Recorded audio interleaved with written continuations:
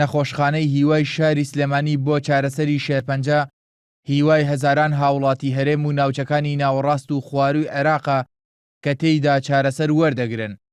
هەرچەندە لە سەدا 40 نەخۆشەکانی ئەم نەخۆشخانەیە هاوڵاتی ناوەڕاست و خواروی عێراقن، بەڵام لەلایەن وەزارەتی تەندروستی عێراقەوە هیچ هاوکاریەکی پێناگات.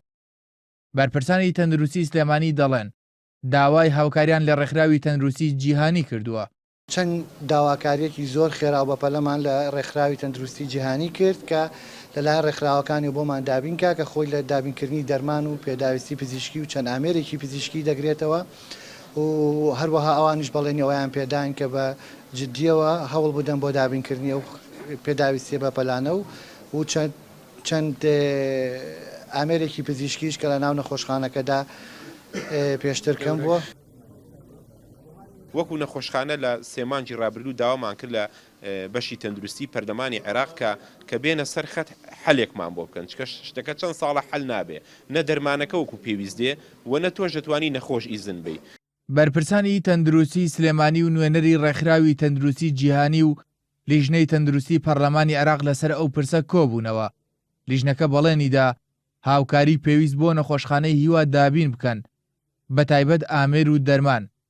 باڵێنیشیدا خولی ڕاهێنان بۆ کارمەندەکان بکاتەوە و چەند بەشێکی نوێش بۆ نەخۆشخانەکە زیاد بکات.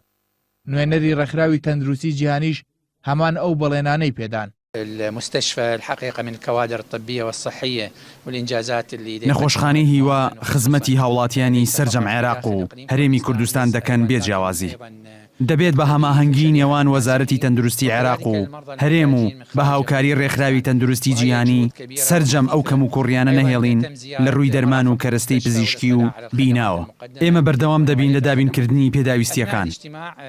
چارەسەری شێرپەنجە زۆرترین خەرجی هەیە. نەخۆشخانەی هیواش ساڵانە پێویستی بە نزیکەی 80 ملیار دینارە. بەرپرسانی تەندروستی دەڵێن حکوومەتی هەرێم توانای نییە ئەو پارەیە دابین بکات.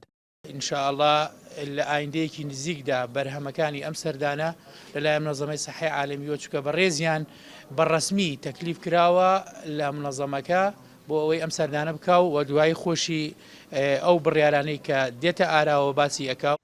بەپێی ئاماری نەخۆشخانەی هیوا لە ساڵی 2016دا 1900 توش بوو بە نەخۆشیەکانی شێرپەنجە ناویان تۆمار کراوە. لە ئێستاشدا نزیکەی 17,500 نەخۆشی هەیە.